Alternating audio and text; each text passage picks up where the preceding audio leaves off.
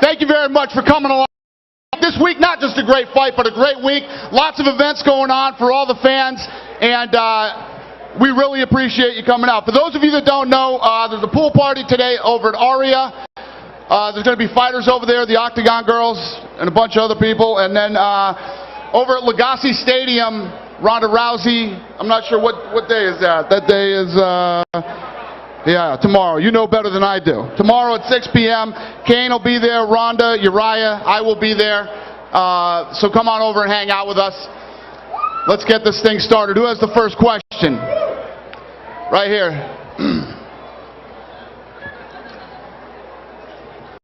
If I could start with Tim Kennedy, please. Tim, obviously, you made waves a little bit with some of your comments. I know you've come back and said, hey, I think it got taken a little bit out of context. But I'm just curious how that affected you, mentally, your preparation, all that thing, coming into your first UFC fight, and if you've sensed any kind of tension or issues because of how everything went down. Well, first of all, my boss is right here, so thanks for bringing up pay. I didn't bring up pay. I'm kidding. No, I don't care. I love to fight. Business is part of fighting, and I'm here to fight. I'm here to put on a show. I could care less about everything else once I stepped into the octagon. And, Hodger's going to be across the cage for me, and that's the only important thing to me in my mind. So, yeah. Sure. Thanks, Tim. And for Hodger, please, if I could get find out kind of how your emotions are right now. Obviously, a great moment for the Gracies to return to the octagon, but, some losses lately as well. Is it important to send a message, to pick up a win, to show that the Gracies still belong in the octagon? Yeah, I think so, absolutely. But I think in the end of the day, each one is a different individual. I cannot try to make it right for what happened in the past. I just gotta concentrate and do my best in the octagon. I think I'm just very happy my family made history in the octagon, so hopefully I'll do the same. And just one for Dana, if I could, please. Can we get a ticket sales update? There was some reports earlier in the week that there was only 25% of tickets sold. Is that accurate? And if so, what do you attribute that to? I have no idea. I don't know the answer to that question. I don't ever sweat that stuff. I don't. Back in the old days, I used to think about it. I don't even know. Honestly, don't know. Go ahead, right here.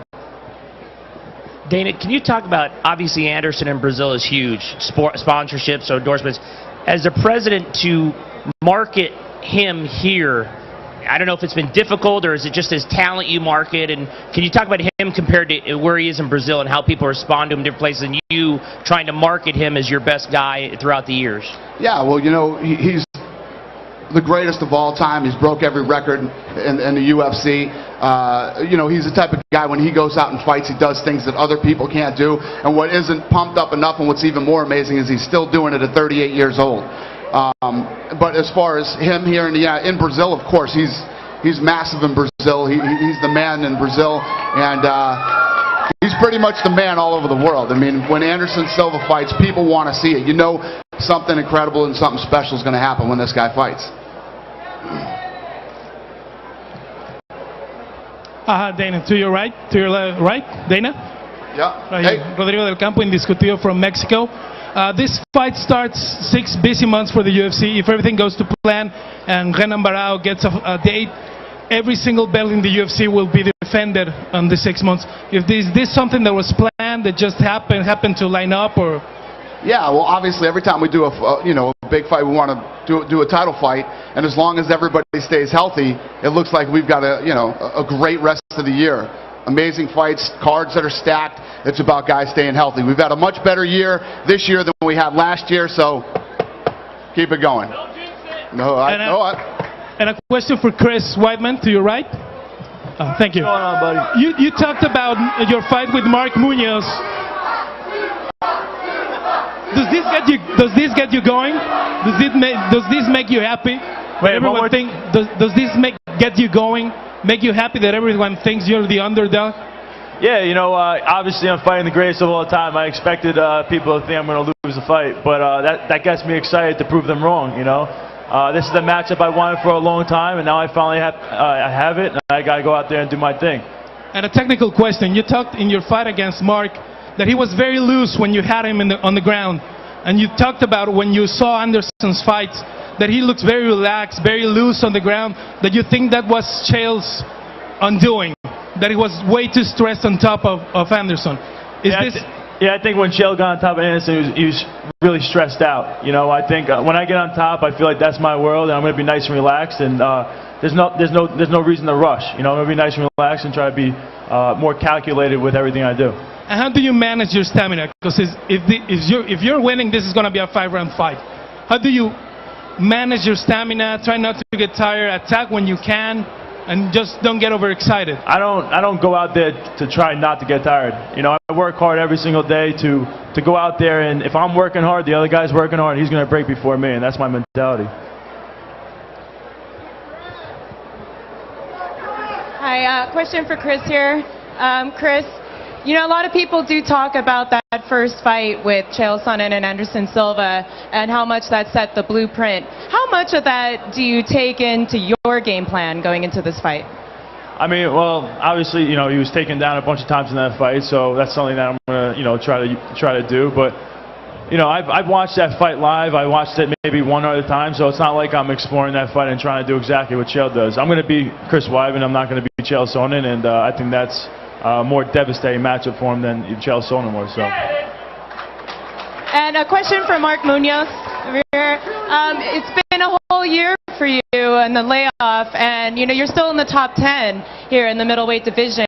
So what does it mean to you to come back into this fight against Tim Boetsch, who's always been kind of also a perennial underdog, and how much pressure do you put on yourself in that return? It means the world to me to be back right now. I needed that last year. I had a lot of adversity going into that fight against Weidman, and you know, I needed that year really. It was a blessing in disguise. So right now, you're going to see an updated version of me. I don't put that much pressure on myself at all. I go out there and I do what I can do. You know, I train every day. We're professional athletes, and that's what we do. So you're going to see a lot of hard work just inside that cage. You're going to see the best version of me for sure. And just to follow up on that, Mark, I had heard that you actually came down from being in about, what, 260 walking around at, or something like that? Can you talk about that? I just want to just clear that up. I went through depression because I kind of took it hard. I really did. After having the year I had, it was tough for me. I'm not a guy that does drugs or alcohol, parties, but shoot, I eat. I was like Fat Bastard on Austin Powers. I ate because I was sad, and I was sad because I ate. That's how it was, man. And it got so bad that I looked at myself in the mirror one day and I was like, what the heck just happened, you know? And I called my trainer. I was like, hey, man, I need to do something right now. And I called him up, went in, and I just broke down in his office. Todd Norman, he's here right now over with Velocity. He just took me in. A lot of hard work, no PEDs, all natural, free range, grass-fed, like organic, everything, man. It's all hard work. So, you know, I mean, now I'm in the best shape of my life, and I'm ready to get back. Thank you. Thanks. Dana, it's Karen. I have a question for you over here. Dana? Hey. How are you? How are you? I'm great. Yesterday at the open workout, spoke to several of the fighters who are here right now, most of whom are known for finishing fights. Asked them about the possibility of fight night bonuses going away.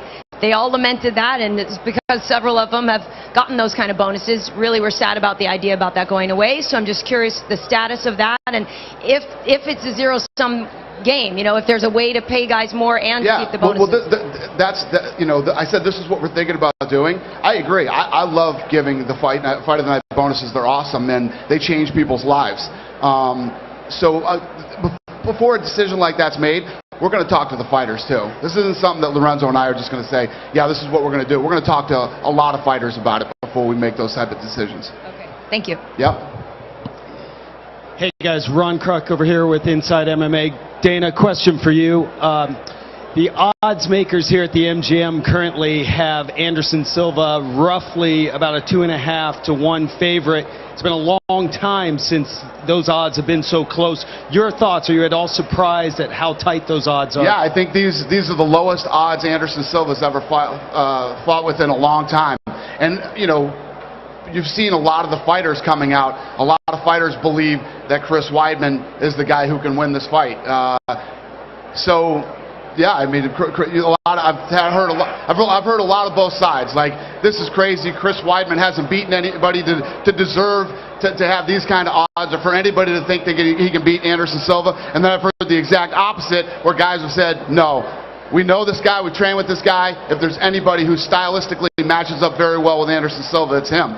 So there's a lot of questions both ways. There's only one way to find out, and we'll find out Saturday night. A quick follow-up for the champ, Anderson Silva. Anderson, I believe you're behind that podium. I'm on the other side here. For you, 11th title defense. Is this just another day in the octagon for you, or is this streak something special to you personally? A tua 11ª defesa é mais um dia no escritório ou tem alguma coisa especial nessa luta? It's normal. One more day for working. He said just another day of work.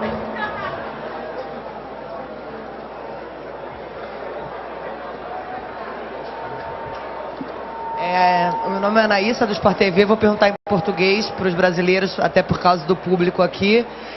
Queria falar com todos os brasileiros. Na verdade, Anderson, a gente, como o Dana acabou de falar, está tendo muitos americanos apostando numa vitória do Chris Weidman, e eu queria saber o quanto essa torcida aqui, inclusive que nem no ano passado, na mesma data, a luta contra o Chael Sonnen, o Brasil vindo em peso para sua luta, o quanto isso te motiva. Para o Charles do Bronx, como lutar num evento como esse, já nessa grandiosidade, contra o Frank Edgar, fazendo o Common Event da noite, e para o Roger, como é que é então um Gracie, né, voltando às origens, de volta um Gracie ao UFC, e essa pergunta também para o Dana, como é que para o UFC ter de volta um Gracie pro UFC. Parabéns, Derek. Good luck with that. All right.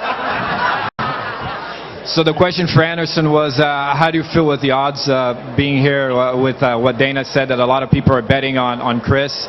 For Charles, what it feels like to be fighting such a big event like this with Anderson headlining, and for Roger, what it's like to be another Gracie fighting in the octagon. No, you forgot the Dana question.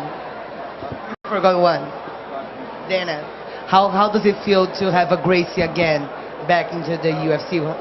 What it represents for the UFC? Okay, I'll let you go first. Go ahead. Bom, respondendo para a galera brasileira aqui, bom, eu estou muito feliz de estar aqui de novo, e é normal essa competição saudável que tem entre os brasileiros e americanos. É óbvio que a maioria dos americanos vão torcer para o Chris, mas é um esporte e a gente tem que respeitar esse esporte e mostrar que a gente veio aqui com educação e mostrar nosso respeito pelo país, até porque hoje é um dia importante para os Estados Unidos e para a gente também. Então, luta é luta, vamos rezar para que no sábado dê tudo certo para a gente mais uma vez.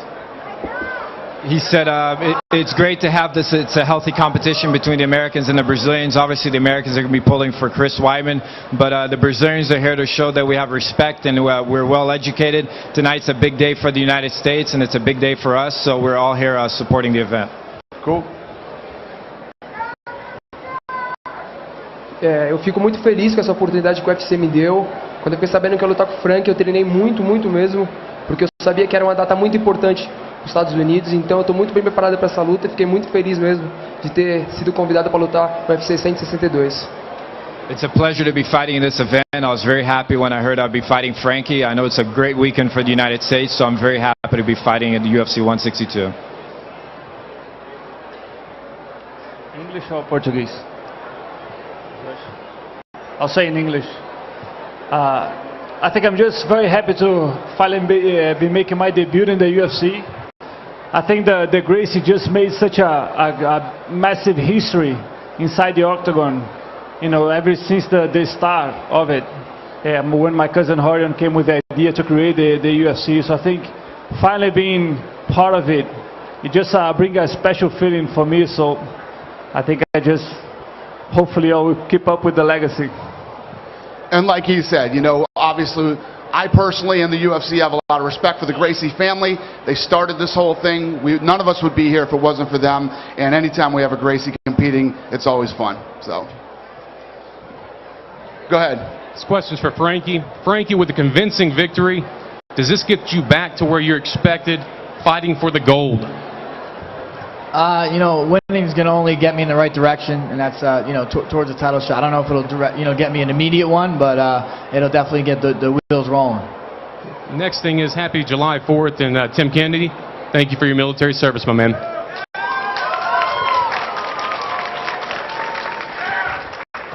Go ahead. You go back to the odds on Anderson. Do you almost think it's like, if you can correlate it to Floyd, like he's won so long, are they looking for a reason to say, hey, this guy's the guy, he can beat him? Or do you think there's legitimacy to this, that they just don't want him to lose, but they think this might actually be the person? Well, I think it's with any great champion. If you look at even when Oscar De La Hoya used to fight, this guy's going to beat Oscar, that guy's going to beat Oscar. Everybody feels that way, and especially as the fighter continues to get older. You know what I mean? At 38 years old, you keep asking the question, what day do you show up and you feel 38? Because this guy's looked anything but 38 years old, When Anderson Silva goes in a fight, nobody talks about him being 38 because he doesn't act like, look like, or come across like he's 38 years old, So I think that's it. And Chris Weidman, many people respect him. And when a lot of other fighters start talking about a guy the way that this guy has been talked about, odds makers got to look at that too. Anderson? Question. Anderson over here. Over here. Camera right over there, buddy. Right here. Kind of on that same theme, are you surprised that so many of your peers, guys you've fought and who've watched UFC, so many other fighters, are actually picking Chris in this fight? Você está surpreso que tantos outros lutadores estão escolhendo o Chris nessa luta? No, this is normal. This is the simple opinion. I have my opinion. The other fights have the opinion. It's normal. Does that put a little extra motivation into you when you hear stuff like that? Te dá uma motivação extra isso? No. It's normal. And Chris, kind of along those lines, when you started hearing that other fighters were picking you, does that put a little extra pressure on you in a way? Nah, definitely not. I think I put enough pressure on myself. This is where I wanted to be for a long time. I wanted to get this fight. I wanted to fight for the championship, win that belt, and fight Anderson Silva. And this is where I wanted to be. So there's no extra pressure. This is a life changer for me and my family, and that's the pressure I put on myself. That's it. Does it give you extra confidence when you hear stuff like that? I think a little boost of confidence that a lot of the guys haven't even trained with me or see me train, and they see something that they think I could beat Anderson Silva. So I think it's pretty cool because a lot of the fighters, they know what they're looking at. So definitely. So just to answer your question earlier, I didn't know the answer. I got it. 12,400 tickets have sold. We have a $4.26 million gate. So there you go. Question for Chris Weidman right here in front. Hey, man. How has it been different having John Danaher in your camp this time? As you were getting going, he had like a syllabus for you to kind of follow. And what's that been like to have a structured camp like that? Nah, it's huge. Every single one of my camps, I kind of just would wake up in the morning and call the best guys around and work out with them and just go as hard as I possibly can. And with Danaher, he kind of made it more professional. He works with GSP and so obviously I think GSP is known as one of the most professional guys in the sport. And so he took a lot of that from him, and it was just very structured. I knew what I was doing every day, and everything was specific into beating Anderson Silva, not just fighting anybody. So it definitely helped a lot. And I brought guys in for the first time, some guys that can emulate him. So camp has been awesome. Question for Anderson. Probably can't see me, but it's all right if you can hear me, Anderson. A few months back, there was a video that was posted online of you meeting a sick child that received a lot of attention, and obviously it was in Portuguese, so it was hard to understand what was going on. Can you tell us if you know how that child is doing, and what was your reaction to the way he reacted to you, the way he started crying and felt so great about just meeting you? How did you react to that? Fala daquele vídeo que estava na internet de você que encontrou aquela criança doente. Você sabe como é que ela está e o que estava acontecendo ali, o que ela tinha? Na verdade, ele tinha um problema no quadril e eu estava no meu dentista e o meu dentista falou que o menino era muito fã e que gostaria muito de poder me conhecer a mim, ao Rodrigo. E aí eu estava no meu dentista e o meu dentista levou o menino para conversar comigo e a gente acabou ajudando ele de uma forma bem bacana. a nossa fisioterapeuta tratou ele, hoje ele voltou a andar, já está andando, graças a Deus. Actually, he had a hip problem, and I was at my dentist, and my dentist said he knew this child, so he brought him over. It was his dream to meet me in Nogueira, so we brought him over and we met him, we talked to him, and our physical therapist worked with him, so now he's actually able to walk, so he looks like he's healed. Thank you. That's great. Awesome. And then just one more for Mark. Over here, Mark. Yesterday in talking to Tim, he said he was a little concerned that he may not see the best Mark Munoz tomorrow because you may have spent a lot of time cutting weight as opposed to training. You're shaking your head. Is that not? How much time did you spend cutting the weight, getting to the point where you're, in good shape, and then focusing on the fight training? I'm actually 192 right now, so the weight's going to be awesome. The weight cut's going to be awesome. I'm actually sweating right now, so it's coming off me. This cut has been amazing, the best cut I've ever had by far in any competition in wrestling and in mixed martial arts. I'm feeling the best I've ever felt, and I'm ready. I am ready. So he's definitely going to see the best version of me, but I'm looking to see the best version of him as well. I am. And, I have confidence in my conditioning, and I'm going to push him. I'm going to push him hard. I'm going to take two more questions. I've got a question for Tim. Just curious if there's anything you needed to clear up after your fight. People are rumored, you hurt this and this part of you was broken and you weren't ready to fight because of this. So I'm just curious what the real story is after the fight with Costa, and also if there was anything you changed in your camp because you were on such a tear with a great win streak. Had a loss, how did that affect you coming into this fight with Mark? Truth be told, the only thing that matters is the outcome Saturday night. And like Mark said, it's going to be a battle. We're both ready to go. We both have a lot to prove. We both want to get back on our winning ways, and that's exactly what we're both going to try to do. And honestly, I'm looking to finish the fight early. So I hope he is conditioned. I hope he's ready to push the pace. I'm ready to put him down early. So let's get this thing done. Well, I've seen him. I've seen him train, and I know he is ready. But so your hand is fine? There were no issues after that fight? No issues at all. I'm ready. All right, thank you. All right, Joe. Question for Anderson Silva. Anderson, you heard Dana talk about how you're 38 years old, yet by all accounts you fight like you're 28. How have you maintained the youth to continue to compete against young lions like Chris Weidman? O Dana falou que você está com 38, mas parece estar com 28. Como é que você mantém essa juventude para poder lutar tão bem? Ai. Cara, eu acho que é a alegria de poder estar aqui, de fazer bem meu trabalho. E acho que a velhice está na cabeça de cada um, né? Acho que quando você faz o que você ama, tudo fica mais fácil. I think it's just the happiness of being here and being able to do my job, and I think old age is in each one's head, so if you're happy doing what you love, you're going to be young. All right, last question right here. Go ahead. Happy holidays, and thanks for letting us back in, yeah? Thank you, sir. I just wanted to say ask Anderson, you say it's normal that the young pretenders come up, people say they're going to beat you. But is it normal when your greatness is talked about so often? And, for example, recently you've been spoken about as a Brazilian sportsman who's as popular as Pelé, who is transcending your sport. How does that make you feel as a human being as well as a fighter? Você disse que é normal seus adversários falarem que vão te vencer, mas é normal falarem tanto de como você é bom, de como você está transcendendo o teu esporte, te comparar ao Pelé e tudo mais?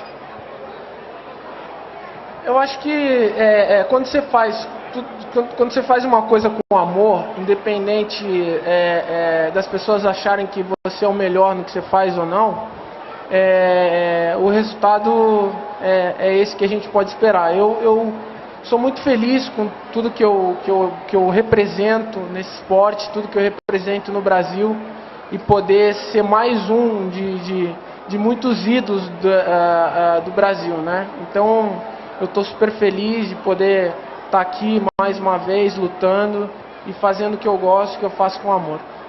I think when you do something with love and you do what you're loving, the results can be expected, and the results are going to be like this. And I'm just very happy to be representing my sport, representing Brazil, and be among so many idols, and very happy to be here doing my job and doing what I love to do. Awesome. So I'm going to get all these guys. We're going to rip this stuff out of here. I'm going to square them off for photo ops. Have a great and safe 4th of July. Thank you so much for coming out, everybody. We appreciate it.